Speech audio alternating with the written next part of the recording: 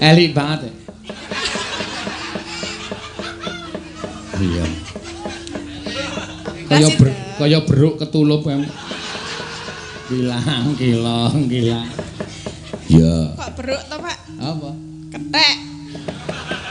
Yo ora. Kan unine lah. Ah kebangetan nek kuwi kok. Lah kan kethek ketulap. Aku iki menungso goleke kethek kok. Ah bojone ra trima. Lah apa nek udu kethek? Bulus.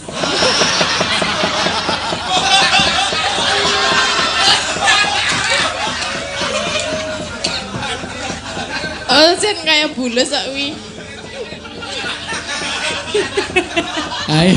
Ayo, bulus karo ndase mlebu metu. Anggere ketoke ra ana wong kae glalinan. Iya, Pak. Lah anggere ku ana sapa.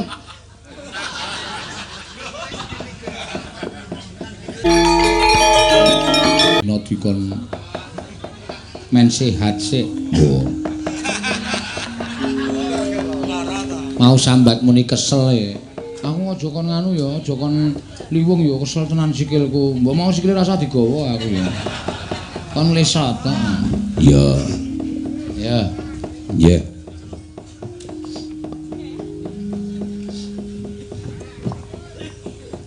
Yo. Liwung. Gantine Bu Pras niki wae apa piye? Sop. Ki lho. Ngomong karo bojone. Jaremu pengen duet.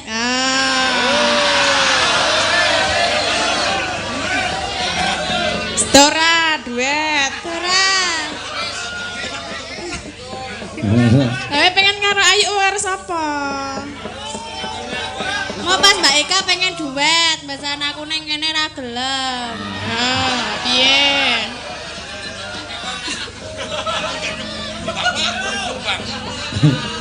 Elik banget. Iya. Kaya beruk ketulup em. Gilang. Ya. Kok beruk to, Pak? Apa? Kethek. Yo ora. Kan unine lah. Ah kebangetan nek kuwi kok. Lah kan kethek ketulap. Aku iki menungso goleke kethek kok. Ah bojone ra trima. Lah apa nek udu kethek? Bulus.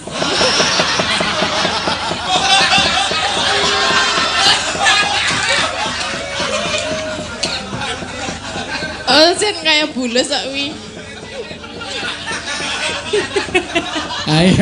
Ayo, bulus karo ndase mlebu metu. Anggere ketoke ra ana wong kae glalinan. Iya, Pak. Lah anggere ku ana sapa.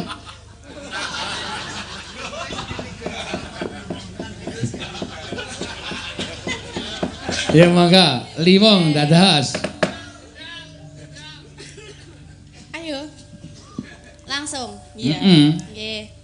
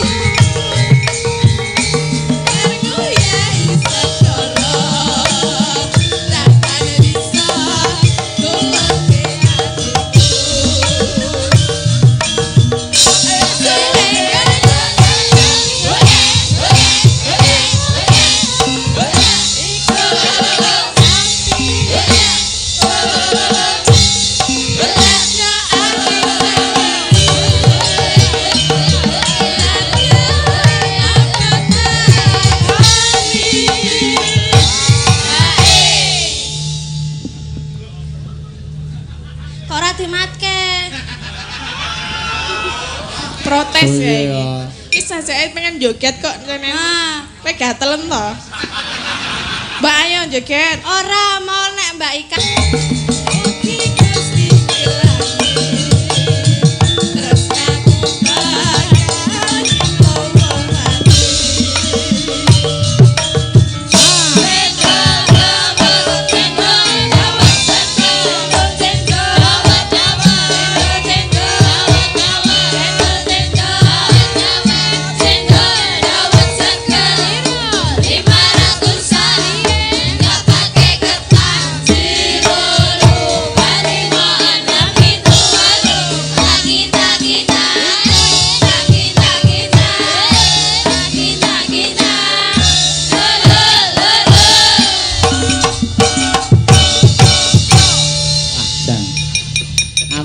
cendol dawet iki kepengin joget kok.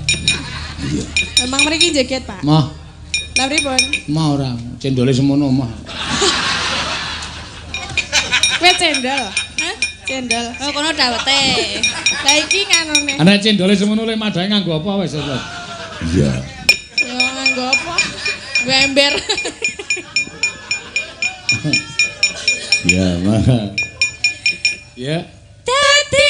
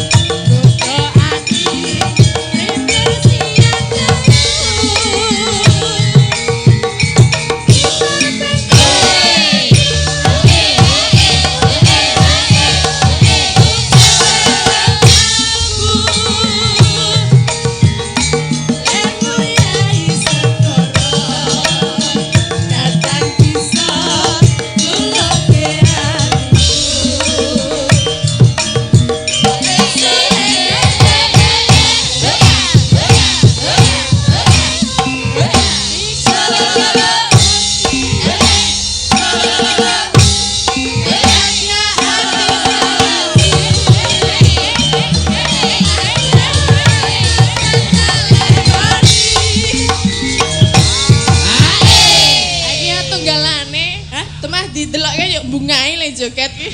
Oh ya, ora apa-apa. Ayo kuwi ka asline ayu ki ya pamer bojone lho Mas, sampe aku to Mas. Ya, sampe aku to Mas. Lah iki dimatke lho joget yo bungae. Mubeng-mubeng bareng. Golek keringat. Iya.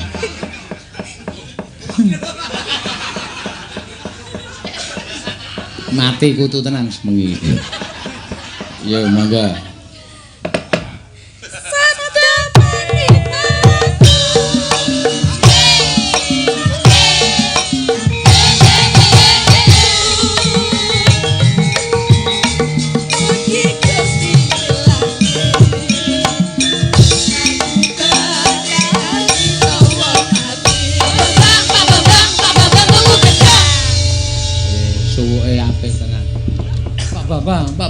Pak Bambang tuku gedang. Gedang selirang dipangan Pak Bambang. Iya. Sinombari Jodho ki sing paling meraati ming Orisa. Ya. Orisa Widyasari, Sinombari Jodho ketok kaya menghayati tenan. Ya. Ayo Mbak Orisa. Jumeneng, ayo we lah, kepiye to? Iya. Ekspresikan suaramu, ekspresikan gerakmu. Pokoknya biar penonton itu menyukai bagaimana caranya. Ya, alon-alon rasa. Awas aja kentrok-kentrok. Iya, mergane hamil muda no. Oh. Lagi meteng enom, ora nggo gejrok-gejrok. Iya. Mangga. Nggih. Neno.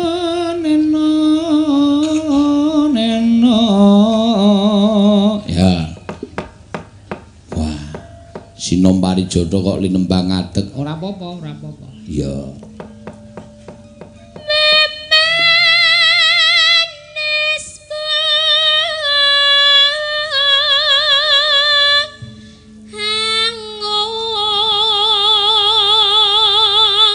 Iya.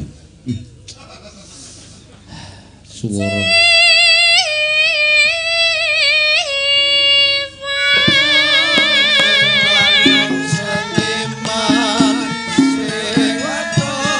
pancen yo apik tenan suarane. Saestu Iya. Ngene iki tok rame.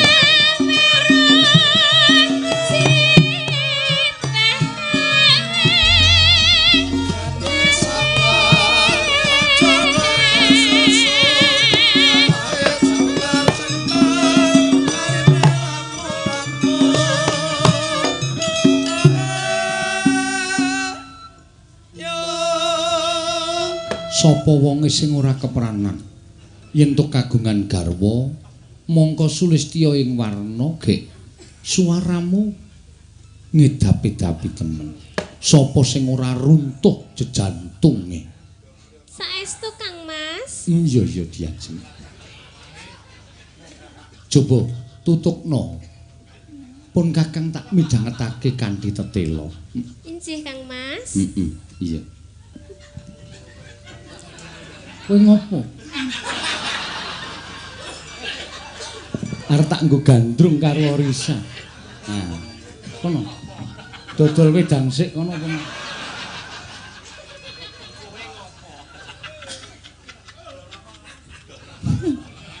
Dol rokok 76 kono. Terusno Diajeng.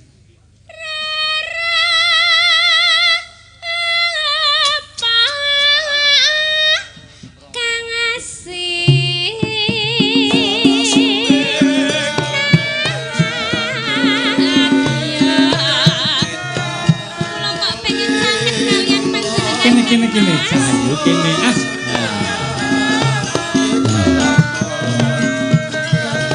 wis timpuh nang kene.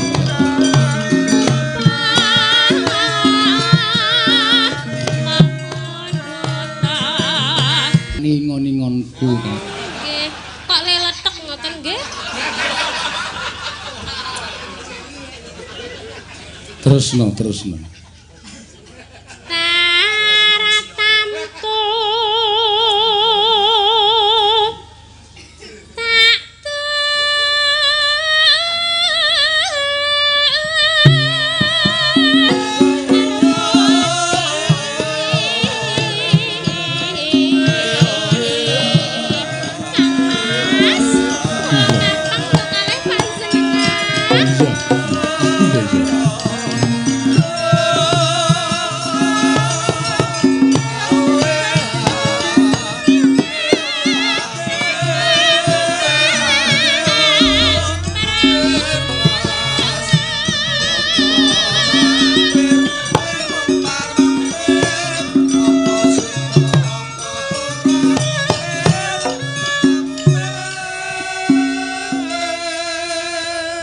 Yen pun Kakang ra iso ngimbangi katresnanmu kuwi rasane isin.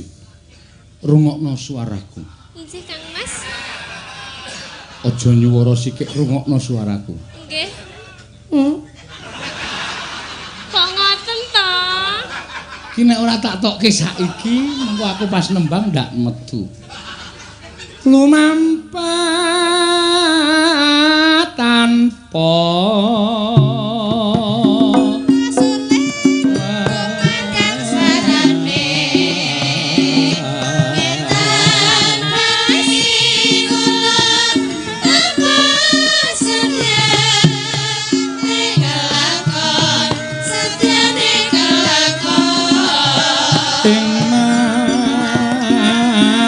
ning jala niki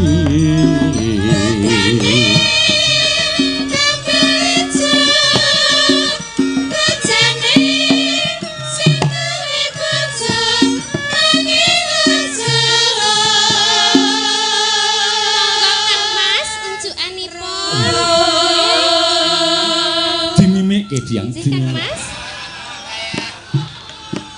Pripun Kang Mas? Anjen. Rasane kaya ngene iki. Iki nek carane kaya ngene aku trimo ngetoprak wae. Nggih monggo mboten napa-napa lho. Diladeni karo garwa kadipaten sing paling tak tresnani. Wis ben ora usah gagas. Terus ke Diajeng.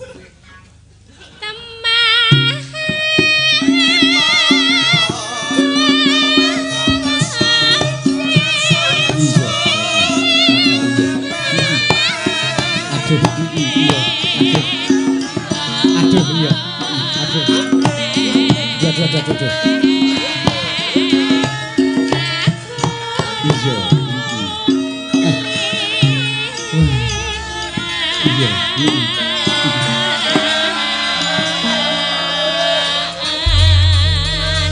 Diajeng. Pripun Kang Mas? Moro kowe saiki mlebu ning ngendi? Kepungkuran. Nggih. Pun Kakang tak ngaso, mengko sawise kowe wis siram terus nusula pun Kakang. Nggih Kang Mas. Wis kono-kono. Nggih. Kapan? Tutuk. tutuk nunggu kono saja. Nggih Kang Mas. Hati-hati. Nganggo sandal. Ndak sikile mlethek.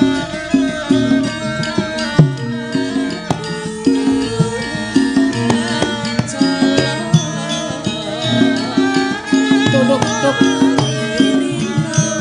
Turuk tuk.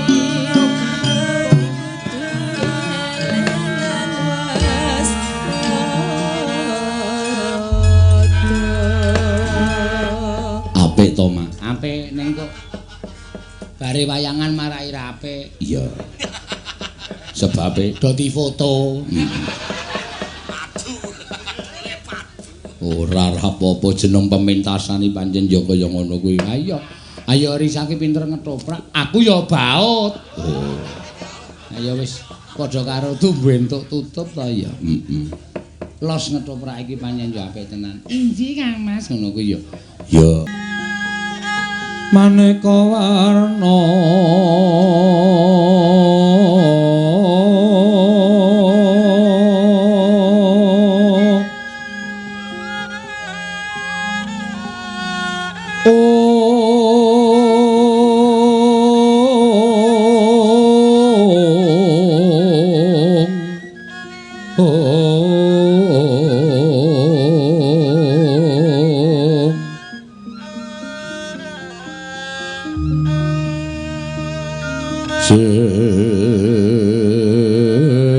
Sebak puspeteng Hudyana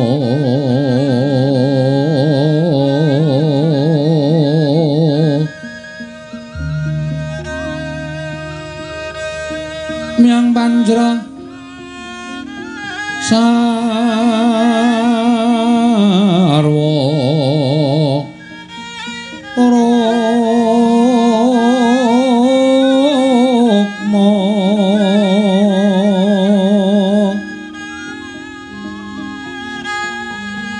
renggeng manik nara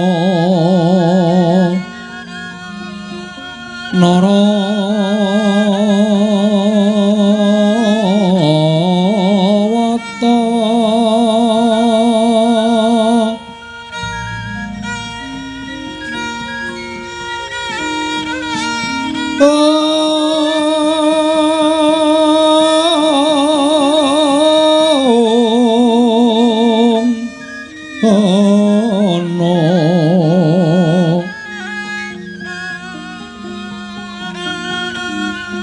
Obro prabanyo kang so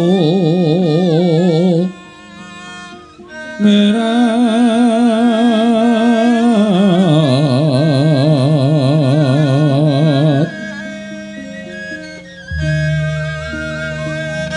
kenyaring tejo laliwaran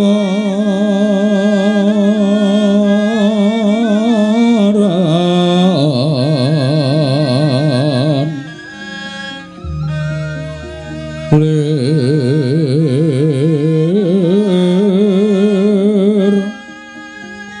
ki laji siring tadet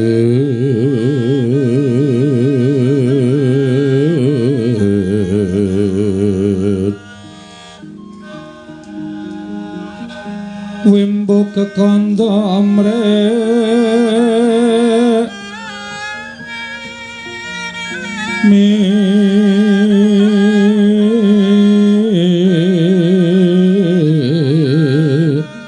ingin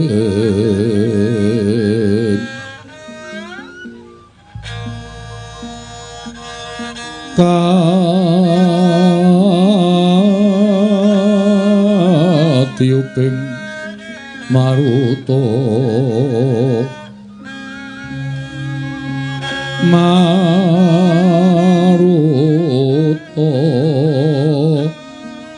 mando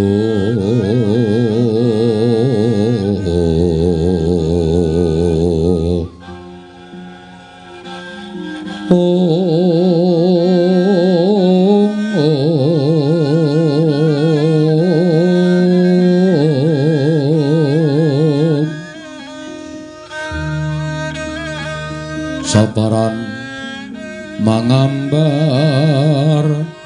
kongas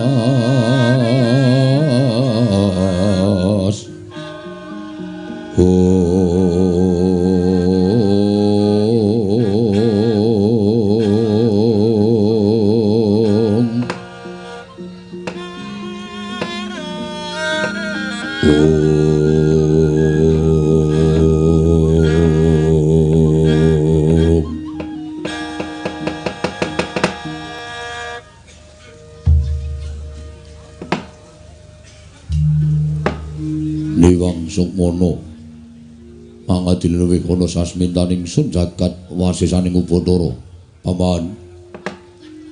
paman Loso Jenar ayo ndadekake gugup peknira si paman manira wiji wenten ngajengan manira paman Patih Loso Jenar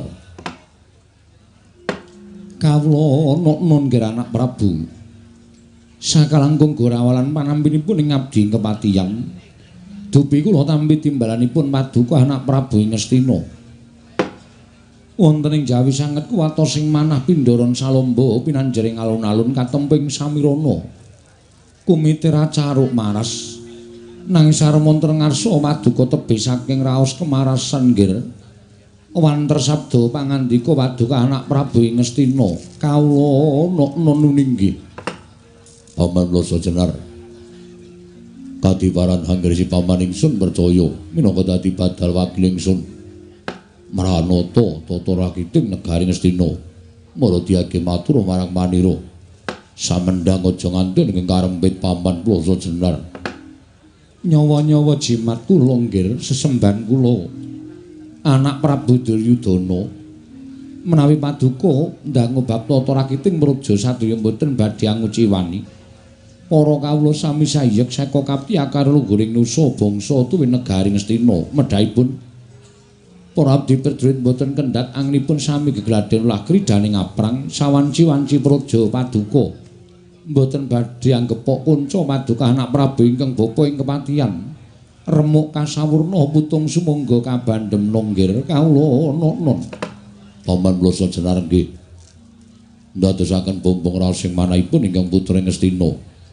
ora liwat pakaryan ingkang utama tindakna selawase lan kaprayogakna hangnisi paman lenggah ngadhep wonten ngarsaning manira paman Loso Jenar sampun boten kirang prayogi anak Prabu namung direlan sak samunipun kepareng kula ngaturaken sembah sumungkeming pangabektinipun ing abdi kunjuk Sandapada Paduka anak Prabu sampun lo tampi dawa sami-sami paman Loso Jenar kasih kecak nanggen jangan dikulengah paman Patih Loso Jenar sampun boten kirang prayogi nggir anak Prabu Ngastina Bawadana Bapa ing Sukalima sarawujeng andika Bapa Durna kula ngaturaken karaharjan Parawa Paduka Bapa Prembanduna ing Sukalima Bapa Premban Kumbayana Astagfirullahaladzim bertobat walu gimbal Semerante hawelah nggih ger tansah pinaringaning kawidadan ing sambi kula sawanipun ing Bapa ing Sukalima mangga widodane skala sowan kula tebih saking rubeda ingkang Bapa ngaturaken pudi astawanipun Bapa kunjuk ngersa Paduka anak Prabu Ngastina nger anak Prabu Duryudana sampun lo tambah karya bombong raos sing manah mboten langkung kasekecakno anggen jengandika lenggah Bapa Prembanduna nak ninggih sampun mboten kirang prayogi piswanipun ing Bapa ing Sukalima dinten sak mangke menika nger anak Prabu Duryudana Dimas Kartomarmo prayogakno nggone ngadhep ngarsanipun Kakang Yayi Dimas Kartomarmo lho Diwaji sampun boten kirang prayogi piswanipun ingkang rayipun Kartomarmo namung dalan sak samunipun kepareng kula ngaturaken sembah sumangkaping pangabektinipun ingkang rayi kunjuk Sandapada Paduka ndak tampa siadi ngaturke bekti kelawan pun Kakang ora liwat pangestunipun Kakang Tampanono lho pun dinggo jimat paripe dayana ing kasantosan tatanan sanggaring Purwadya Bala kang padha gandung sebo jeneng Panirana diambabarake wigatining pasewakan lho ngestu wadha sabda pangandika Paduka Gusti kula ingkang sinuwun ing Ngastina nun mangke Koko Prabu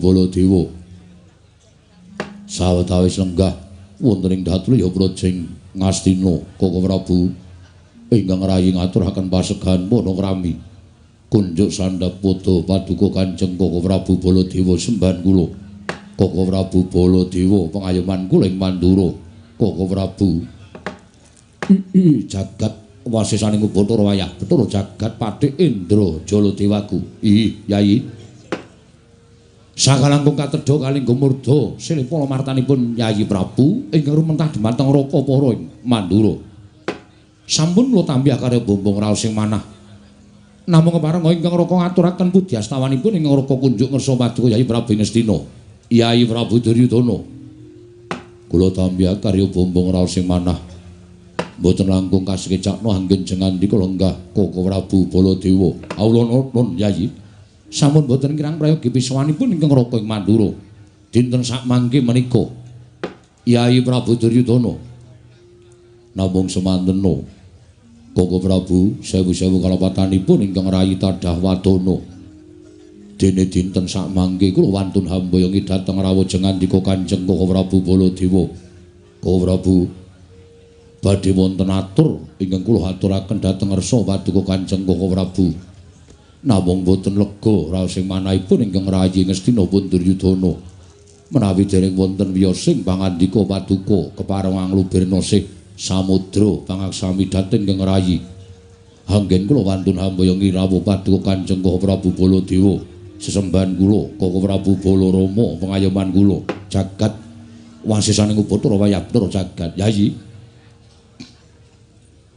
sampun ngantos paduka Yayi Prabu paring dawuh ingkang mekaten menika kala wau mestinipun sampun satrepipun menawi ingkang Raka katimbalan tumuli sowan wonten negari Ngastina sabab jagat menika sampun dados paseksen bilih ingkang Raka menika dados pengayomanipun kadang-kadang kula para Sata Kurawa mila menawi wonten abang biruning lelampanipun para Sata Kurawa ingkang Raka ingkang kedah tanggal jawab mila dinten samangke kula gelak lampah kula prapteng negari Ngastina ngestu padha kelawan sabda pangandika paduka Yayi Prabu lumantar nawala ingkang sampun kula tampi bilih rikalanggan samangke Raka kadhawan sowan wonten negari Ngastina Yayi gandeng sampun samapta ing gati sawiga ing diri ingkang Raka sampun prapteng Datulya Projing Ngastina mboten wonten ceceking raosipun ingkang Raka ing Mandura namung nedya nyadhong dawuh timbalanipun paduka Yayi Prabu Ngastina ing mekaten Yayi tumunten kababarna ingkang Raka nedya nganglungaken jangga nilingaken karna mastuti sabda tama paduka Yayi Prabu Ngastina Yayi Prabu Duryudana semanten ugi ingkang bapa ing kepatihan nggih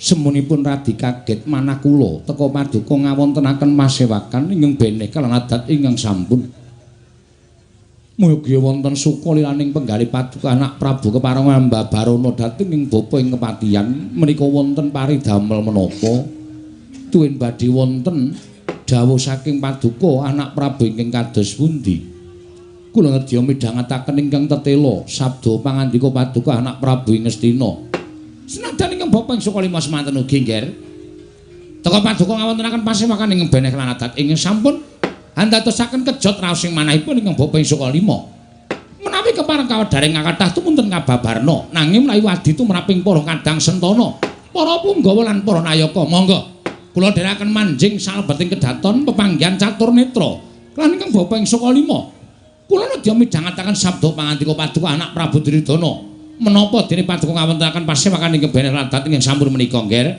anak Prabu Jaka Pitana long-long rambyang ningkang Driya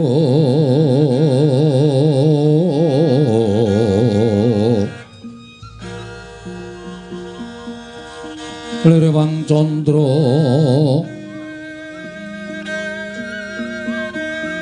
katawangan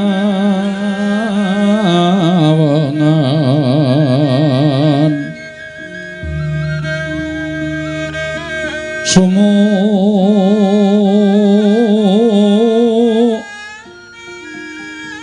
ing jas katuritan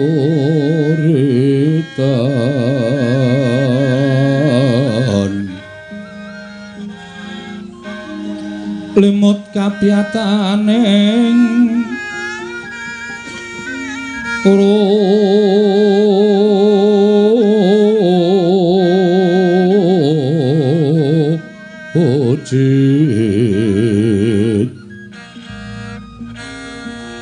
Ram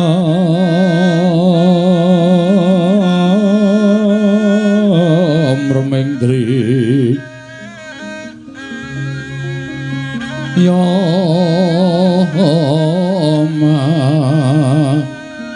Nawum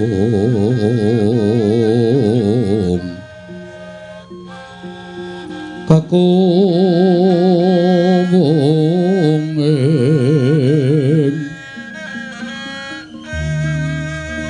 Kakowongeng Iwang Wiseso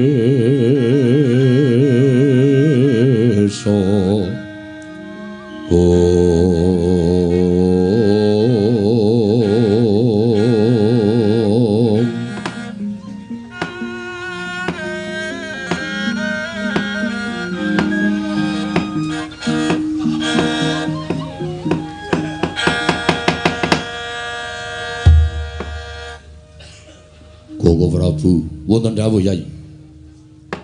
Rikala samangke kula mboten badhe ngrembak perkawis negari miwakan lindranipun ingkang putra utawi ingkang Rayi Ngastina. Namung dinten samangke kula badhe ngrembak perkawis kulawarga negari Ngastina. Inggih menika kulawarganipun ingkang rayipun Duryudana. Lho, wonten menapa? Menapa wonten perkawis sing ngembet dhateng ingkang garwa inggih menika Nyai Ratu Banowati. Menapa wonten perkawis sing ngembet dhateng kulawarga paduka sanesipun Nyai kepareng ambabaran dhateng Raka ing Mandura. Ih, wale-wale menapa? Tigang dinter kepengker kula menika nampi dhateng penganisipun anak kula pun Lesmana Mandra Kumara.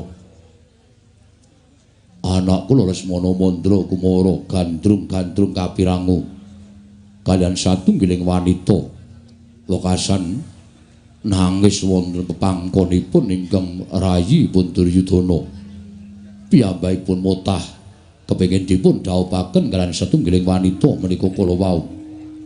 Prasetyanipun Lesmana menawi boten kasembatan anggenipun badhe hanggarwa dhateng wanodya menika kala wau badhe dipun entrengaken pejah gesangipun ndadosaken kagiat raos sing manahipun ingkang Rayi pun Duryudana. Koko Prabu ngemuti bilih anak kula ingkang jaler menika namung Lesmana ingkang benjangipun badhe nglintir keprabonipun ingkang Rayi menawi kula sampun kepareng lengser keprabon. Inggih namung Lesmana ingkang kula golo-golo. Inggih namung Lesmana ingkang kula deng-deng supados sak mangkenipun saged gumanti keprabonipun ingkang Rayipun Duryudana. Dinten samangke Lesmana mutah dhateng kula kepengin dipun dhaupaken kalian setunggiling wanita mereka ngandadosaken jibek raos sing manahipun ingkang Rayipun Duryudana. Mangribi Nun sewu Yayi, paduka menika Nalindra Gung Binathara. Jagat menika ngantos keberbeken dhateng kumandhangipun Nalindra Ngastina, Nalindra Sugihbanda, Sugihbandu. Panjenengan menika Nalindra Sugihbanda menika seprapat jagat kesugihan panjenengan. Sugihbandu panjenengan menika Nalindra ingkang Abebalaraja. Tegesipun menawi namung babakan anggen paduka badhe malakramakaken ingkang putra kemawon teka ngawontenaken pasewakan kados mekaten menika kala wau. Mestinipun anggenipun badhe malakramakaken ingkang putra inggih menika anak kula Lesmana Mandra Kumara menika wonten wigati dene paduka ngrawuhaken para sepuh madaning Datulaya lakar kalersan mekaten. Yayi tumeli kula aturi paring dawuh lajeng bot repotipun menapa ing atasipun panjenengan menika Nalindra namung perkara ngrabekke anak kok dadak nganakake pasewakan mboyongi dhateng sowanipun ingkang Raka Paman Harya menapa dene Bawa Durna. Jernyatanipun menika sampun dados kewajibanipun tiyang sepuh malakramakaken dhateng atmajanipun piyambak. Nggih, kula ngaku bilih menika dados pakaryan kula. Nanging Bloko Suta kemawon jibek raos sing manah kula gagas dhateng kawontenanipun Lesmana. Menawi ingkang dipun gayuh menika lamak ing wanodya kemawon tartemtu kula boten badhe ngrawuhaken para sepuh. Namung ingkang dipun gayuh menika satunggiling wanita menawi mangke sisip sembiripun namung dados dardah pasulayan. Liripun paduka paring dawuh mekaten, Koko Prabu. ingkang dipun jangka dening Lesmana menika inggih menika pun anakipun kadang kula Panengah Pandhawa putra Madukara pun Dewi Jenakawati. Monggo kabar ingkang sampun kula tampa Jenakawati menika sampun kapacangaken kalian inggih menika atmajanipun Yayi Werkudara ingkang wragil inggih menika pun Antasena.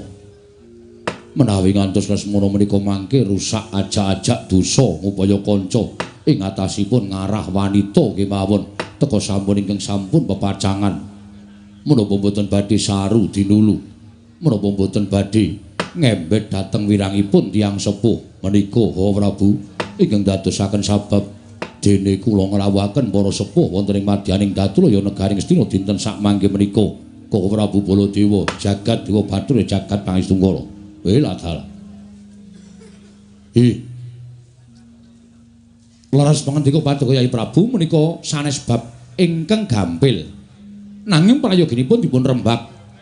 Sabab menawi sisip sembiripun mangke lajeng tumuli ampyak awur-awur anglamar dhateng Jenakawati ingkang sampun kapacangaken dhateng pun Antasena. Menika mangke sisip sembiripun kirang-kirang bejanipun malah ngembet dhateng ingkang sepuh. Tegesipun sing padha panca bakah, sing padha ora trima malah sing tuwa. Menika mangke mboten bae sae ketadosanipun.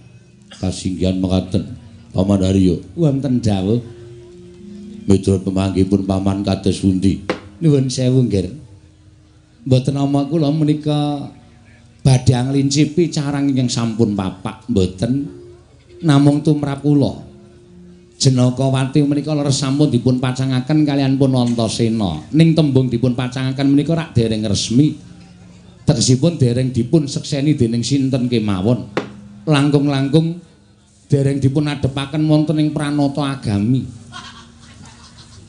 Inggih. Tegesipun dereng sah. Menawi dereng dipun adepaken wonten ing pranata agami ingkang cara sak mangke ijab.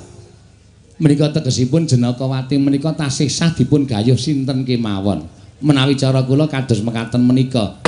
Nuwun sewu nggih, kula kok rada mathuk, rada cocok kan manggihipun Adipati Hayya Sengguni. Jenyatanipun Jenakawati menika namung dipun pacangaken kaliyan Antasena. Wong sing dipacangake menika saged dipun rusui, nggih. Saged dipun rusui. Kanten kados pundi mangke supados saged angewat dhateng temanten putri supados sak mangke purun praupanipun Lesmana Mandra Kumara wayah kula. Menapa inggih dipun iming-imingi Mas Picis Raja Brana. Dipun iming-imingi kelenggan derajat pangkat. Kula kinten sak mangke badhe saged tumuli lajeng nilar dhateng pun Antasena. Ning sak mangke lajeng tumuri telok dhateng pun wayah kula Lesmana Mandra Kumara. Wadana. Wonten dawuh. Nuwun sewu. Jenakawati kaliyan Antasena menika sampun dipun pacangaken. Leres. Kenging menapa Bapak Dana lajeng aja-aja dhateng Kyai Prabu Duryudana supaya misahake pepacangane Jenakawati kaliyan Antasena. Nuwun sewu, Ger. Tiyang dipun pacangaken menika rak dereng resmi to. Tegesipun tasih saged dipun suwun, tegesipun saged dipun rebat ngaten. Gumantung dhateng jejeg adeg-adegipun temanten kekalihipun. Nek sing diarah temanten wedok, nek temantene wedok ora jejeg adege, menika kathah lho nggih dumadi wonten pundi-pundi papan sampun dipun pesthekaken tanggal sak menika mangun jroning akrama. Tanggal semanten lajeng sami bebrayan. Ning iso kurang 3 dina pisah. Lho, merga sing wedok apa sing lanang gondol karo wong liya. Menika mboten wonten hukumipun, nyatane sing wedok gelem digawa kok. Apa meneh sing lanang ya gelem dijak karo sing wedok. Lho, menika mboten wonten hukumipun. Nuwun sewu. Ning niku jenenge ngrusak wong bebrayan. Lho, wong dereng bebrayan kok. Dereng bebrayan wong nembe lagi pacangan niku dereng. Nuwun sewu, Bapak. Tumrap kula wong ngalami utawi wong badhe nglampahi selaki rabi utawi nambut sraning akrama menika nek tumrap Baladewa wonten petanganipun. Tumrap kula nggih wonten petanganipun. Petanganipun anak Prabu kados pundi? Petangan kula menika 1 seneng, 2 kenceng, 3 kepareng, 4 wilujeng. Lho, menika. Tegesipun kados pundi menika? Seneng. Wong bakal nambut sraning akrama menika badhe langgeng anggenipun bangun bali wisma. Nek loro-lorone padha senenge. Keplok ora mung tangan siji, ning kudu tangan loro. Nek tangan siji ora bakal muni. Lho, saged mawon keplok ro pupu.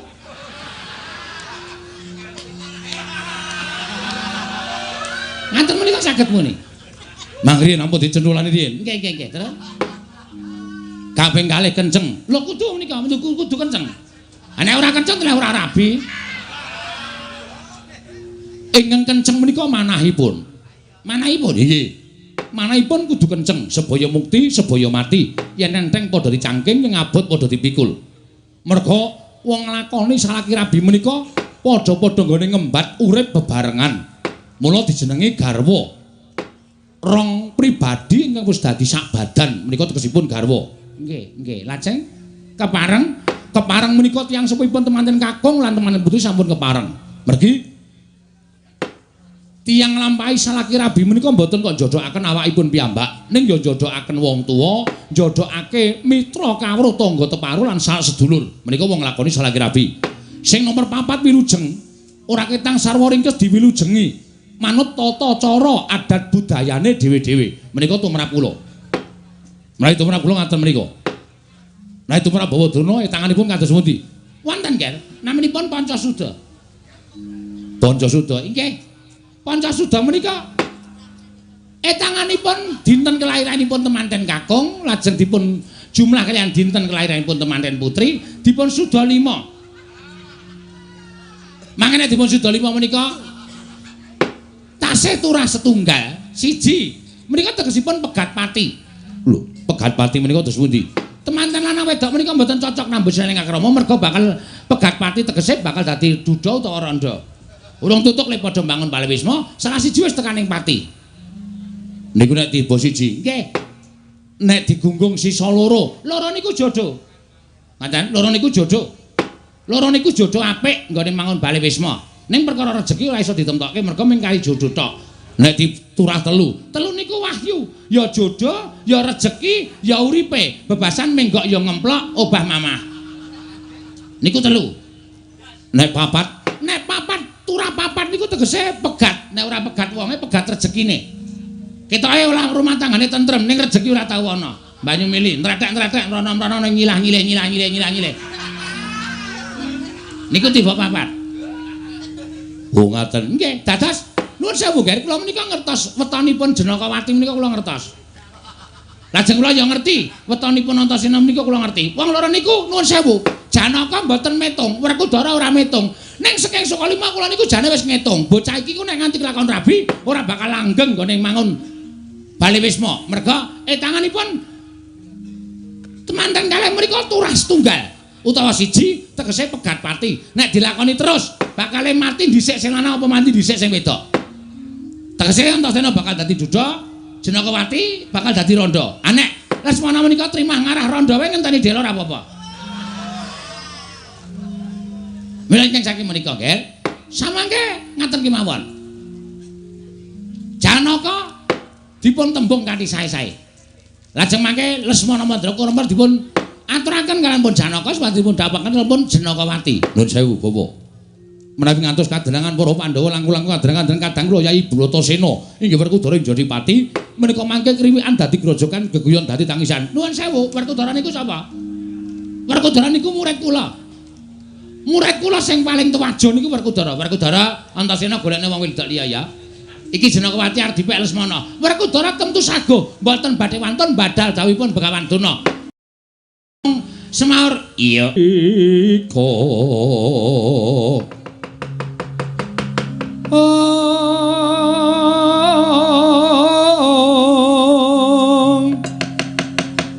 doare ningsun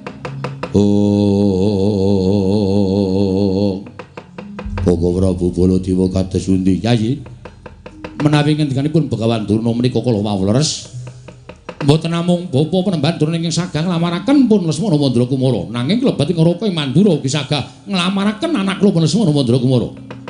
Bodona wonten dawuh kelairanipun Janakawati lan Antasena menika saestunipun gunggung turahipun setunggal. Yakin menika sampun boten badhe dipun wangsuli malih menika sampun dipun tetepaken turah setunggal tegesipun menawi Antasena lan Janakawati menika kelampahan dawuh menika mangke badhe pegat pati dadi duda utawa randha. Mekaten. Nggih.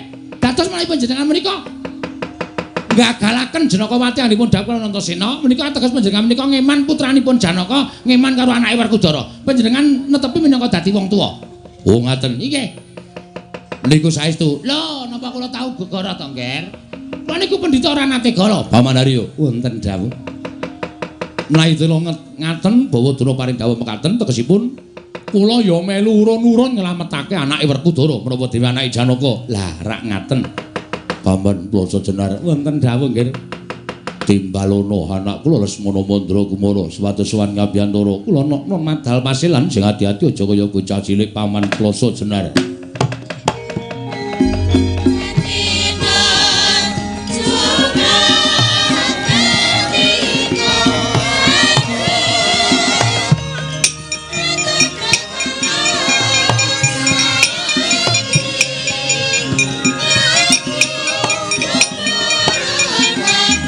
Thank you.